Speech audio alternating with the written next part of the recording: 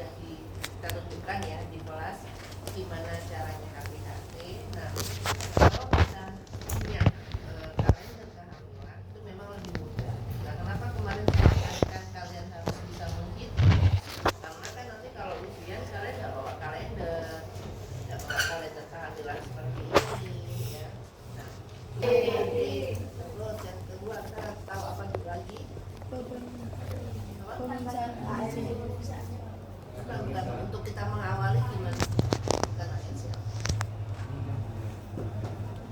Kita untuk mengetahui kita berawal dari mana? Satu HPHT, oke. Kedua kalau kita nggak tahu HPHT, sudah dari pengantar sudah.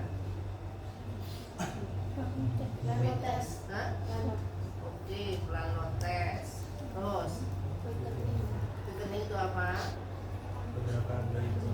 Gerakan bayi pertama atau fetal movement pertama. Terus USG. Jadi kalau HPHT kita harus menyamakan persepsi dengan pasien. Persepsinya apa? Bahwa benar itu adalah tanggal dia yang masih head. Nah, sering terjadi bahwa yang dianggap kita tanya, Bu, head terakhirnya kapan? Pasiennya bilang bahwa ini adalah hari dia keramas, hari suci, atau hari yang dia sudah tidak head lagi. Jadi contoh misalnya dia datang sekarang misalnya tanggal 28 April. Tuh headnya kapan? Head terakhirnya kapan? 20 Maret dok. Nah 20 Maret itu harus kita konfirmasi, Ibu 20 Maret itu bersihnya, keramasnya masih head atau tidak head? Oh enggak head dok, oh jangan Bu. Yang Ibu masih head kapan? Februari. Oke, Februari yang Ibu masih head tanggal berapa? Tanggal 20. Tanya lagi, tanggal 20 Februari itu Ibu keramasnya atau keluar kotornya? Kalau dia bilang, iya dok itu kotornya. Nah kita bisa mengerti Ibu tanggal 20 itu tanggal berapa sampai tanggal berapa headnya. Nah biasanya dia ingat, biasanya 7 hari dok. Nah dengan begitu kita akan sama persepsi ya, supaya apa? Supaya tidak terjadi kalau kita bilang, Bu ini loh sudah hamil 9 bulan. Enggak dok, saya itu masih hamil 8 bulan gitu. Karena dia beda persepsi dengan kita. Maka HPHT itu butuhnya kita menyamakan persepsi ya.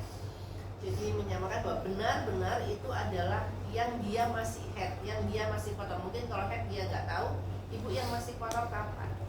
Keluar pertama kotornya itu hari tanggal berapa? Sampai tanggal berapa? Nah ini untuk kita sampai tanggal berapa itu menjadi oh memang benar dia itu head di bulan itu ya. Ini kasus-kasus yang maksudnya yang udah biasa ya. Nanti beda lagi kalau dok saya nggak pernah head, nanti kita nggak bicara gitu ya. Oke. Terus kemudian yang kedua, kalau kita tidak tahu HPHT kita perlu menanyakan plano ya. Ibu tes biasanya kalau pasien tanya tes spek, Ibu tes speknya kapan?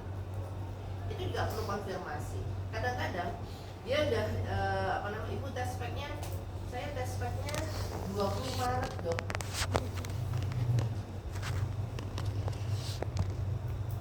Kapan bisa ketemu sama ovum? Kapan ovum keluar? Nah ya kapan ovumnya keluar? Saat ovulasi. Berarti fertilisasi itu terjadi saat ovulasi, ya kan? Maka dia kemungkinan terjadinya 2 minggu sebelum head berikutnya. Jadi kalau tanggal 20 Maret dia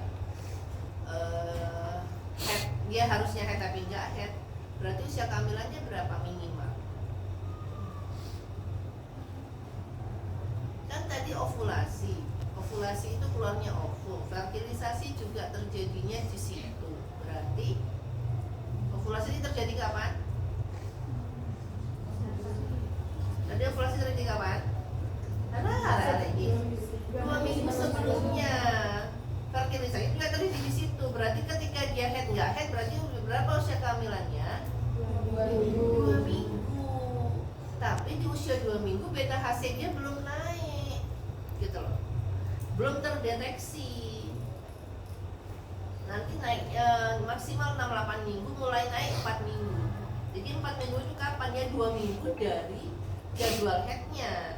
Kalau tanggal 20 Februari dia 20 Maret dia harus head, dia nggak head, berarti suruh datang dia akan ngeceknya 2 minggu kemudian. Kadang-kadang pasien itu, dok saya telat sehari 2 hari, bagi mereka yang udah pengen banget hamil, telat sehari 2 hari itu udah bingung. Dok saya telat sehari, belum bisa. Jadi kita tunggu dia nanti ibu ya datang 2 minggu lagi atau sebulan nggak apa-apa. Jadi dari plano tes seperti itu, pastikan bahwa memang dia memeriksanya di waktu yang tepat ketika beta HCG sudah naik.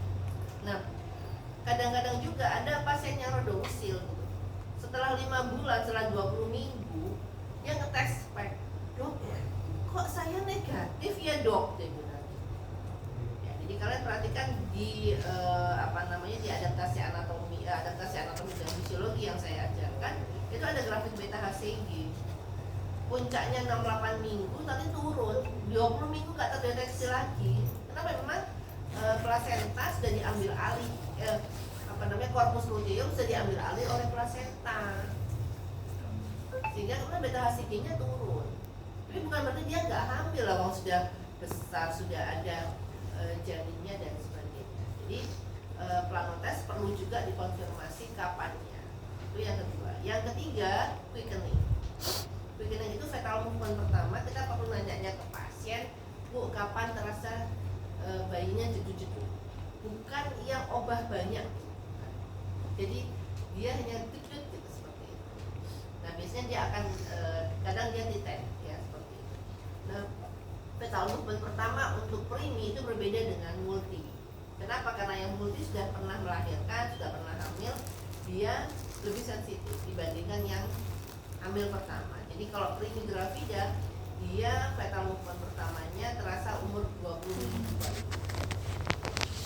Sementara yang muda, kalian bisa di sendiri bisa kok. Dia kan download sendiri bisa. Ada di aplikasi. Kalau mau. Nggak apa-apa. Kalian bisa putar-putar di sini.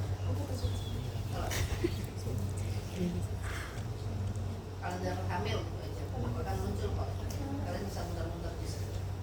Ketemu sudah ini panah yang menunjukkan HPHT atau head terakhir, ketemu ya? Ketemu di sini. Ketemu? Di lingkaran dalam. Enggak ada. Yang pakai aplikasi ketemu.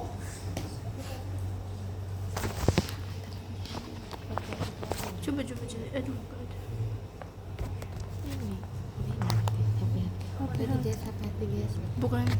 Bukan yang merah. Benar. Nggak fokus. Yang megang ketemu nggak? Head terakhirnya ketemu. Panah yang dalam ketemu. Oke. Ini guys. Pasien HPHT-nya 15 Juni, maka tanda panah merah yang ada HPHT-nya kalian paskan 15. Iya ini guys. HPHT itu 15 Juni tuh. Perkiraan lahir. Pasien datang 20 Enak Oktober, banget tuh. nggak boleh tergeser. Kalian lihat tanggal 20 Oktober. 20 Oktober yang lingkaran luar, kalian samakan, kalian paskan dengan lingkaran dalam. Tanggal 20 Oktober itu berapa usia?